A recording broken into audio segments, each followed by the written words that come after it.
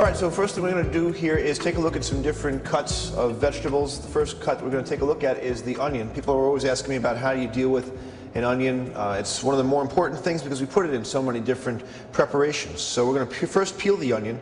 In order to peel the onion, we're going to use our paring knife, and every time you pick up your knife, you pick up your steel, a couple of passes with the knife on the steel, and then we're going to peel the onion by removing first the top end. We're going to cut almost all the way through the stem end, peel it back and almost tear it off like that.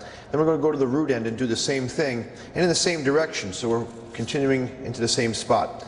And then we grab the onion skin in the middle, and you should be able to get it off in one pass. And if you can't get it off in one pass, then that's fine. You just go back over it. You want to get all that brown skin off as you can. And once all the brown skin is off, okay, then we set it down on the cutting board.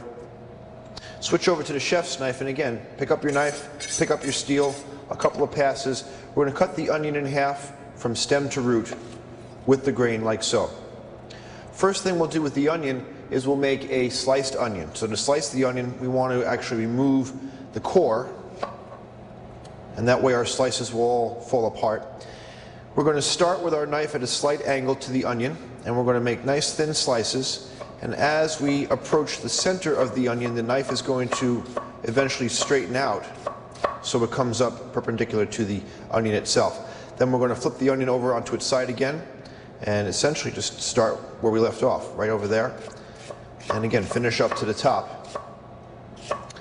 And what this does is it gives us nice, long, thin slices, which we might use for an onion soup or for some onions in a pasta dish or on a hamburger or something along those lines. Take our sliced onions and we'll put them down inside our container over here. Then we're going to move over to this part of the onion and we're going to do the diced onion or minced onion.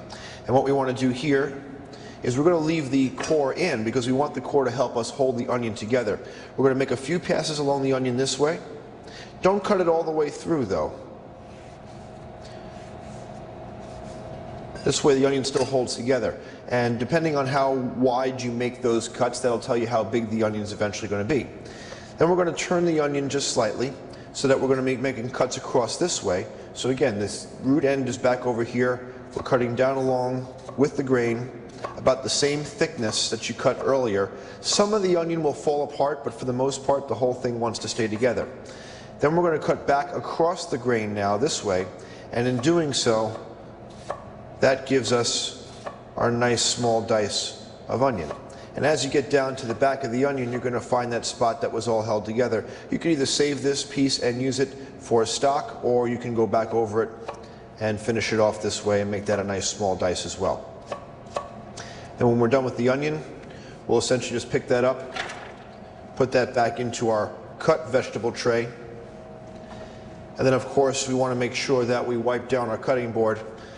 So a little sanitizing solution, keep your cutting board nice and neat and clean before moving on to something else.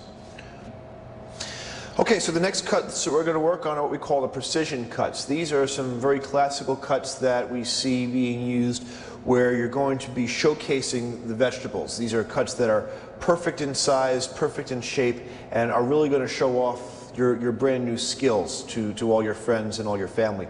So what we're going to be cutting here, this is actually a piece of jicama, and it really doesn't matter what we're cutting. I'm going to use the jicama because it illustrates the cuts very well, but you can do these same cuts with carrots or with potatoes or with really any other large firm vegetable. The first thing we're going to do is cut this vegetable into some slices, and again, depending on what size slice you cut is going to tell you what type of cut you're going to make. So we're going to be using the chef's knife here. Again, anytime you pick up your knife, you pick up your steel, a couple of passes on the steel just to get the knife ready to go. First thing we're going to do is we're going to cut a couple of slices off that are about 1/4 of an inch thick. Now again, you want to hold the vegetable in such a way that the vegetable is held firmly and your fingertips are turned in. I've got my thumb here, index finger there. I'm going to start at the tip and work my way down to the heel of the knife. So I have a nice, easy sound and a good slice. If you try to do this, it's not going to work well for you, because first of all, we don't get the squareness, we don't have the nice even slice, but also anytime you hit the knife against the board like that, you're actually making the knife dull when it whacks. So you want to take it nice and easy and make a good slice. These 1/4 of an inch slices now, we can take them and stack them up on each other and make another 1/4 of an inch slice across here. And this cut that we've made is now called the bâtonnet, or bâtonnet, depending on who you ask. And this is something that you might use for making French fries, if you like making your own French fries, or you can use them as a vegetable. If you want to make a cold platter, you can have carrot sticks or like that. And the thing is, not so much about perfection, and as you can see, mine aren't absolutely perfectly square, but what's important is if it looks the same, it cooks the same. You want to have them all the same size, all the same shape, so that when they cook, they all cook at the same rate. Otherwise, you have some that cook faster and some that cook slower. So I'll take some of these bâtonnets and put them over here, and then these bâtonnets I'm going to take, I'm going to stack them up, and I'm going to make another 1/4 of an inch cut across here, and in doing so, we're making something that's called the small dice. The small dice should be 1/4 of an inch on all sides, a perfect cube, and this is something that you might use for, again, potatoes in a potato salad, or for some home fries. You might do this with carrots, or again, just about any other firm vegetable. And again, mine aren't perfect cubes, but if you spread them all out and you take a good look at them, you can see that if it looks the same, it cooks the same, and that's what's really important. Another cut that we'll make from this jicama over here is we're going to make what's called a julienne. So again, I go back to the main piece of jicama, but instead of cutting 1/4 of an inch slice, I'm going to cut 1/8 of an inch slice, so we're a little bit thinner there. Okay, nice 1/8 of an inch slice all the way down, and we'll cut 2 or 3 of those. And then we take these 1/8 of an inch slices, stack them up, cut 1/8 of an inch again, and now we have the julienne. 1/8 of an inch by 1/8 of an inch by 2 to 3 inches long. The length is not really important. What we need to make sure we understand is the difference between a bâtonnet and a julienne. One's much thinner, one's much thicker. The julienne is something that you might cut for some vegetables to mix with some pasta, some spaghetti or linguine or something along those lines. And of course, if we took the julienne and we cut them 1/8 of an inch across, then we've made something called a brunoise, or sometimes referred to as a very fine dice. And this you might use as a garnish for, maybe some orzo pasta or some couscous. You might put that into a nice soup. And on the subject of soup, we need to remember that if we're going to make a julienne garnish for soup, that the julienne should be the length of the spoon. So even though we say a julienne is 2 to 3 inches long, if it's for a soup garnish, we want to keep them somewhat short. So we have bâtonnet, we have julienne, we have small dice, and we have brunoise.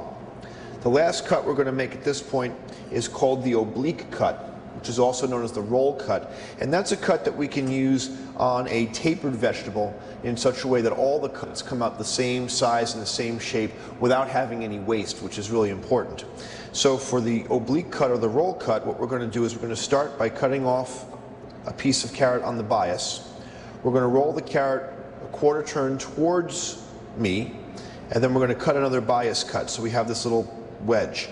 And again, we're going to continue to cut a quarter turn towards you and on the bias, but in doing so, I might not cut the whole bias. I'm actually cutting a little bit across here.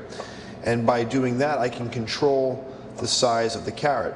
So it winds up looking like I'm sharpening this carrot up into a little point there, but every piece of carrot that I take off, if you take a look at it, from the first piece to the last piece, they all look the same. They're all going to cook the same, all nice and even though it's thicker on one end and thinner on the other end. And then we have no waste. We have no trimming or nothing that we're going to throw away. So we call that the oblique cut. So there are 5 precision cuts that we can make. We have the bâtonnet, which makes the small dice. We have the julienne, which makes the brunoise, and we have the oblique cut. So once again, we want to have you go back to your stations, pull out some jicama, pull out some carrots, and let's start cutting.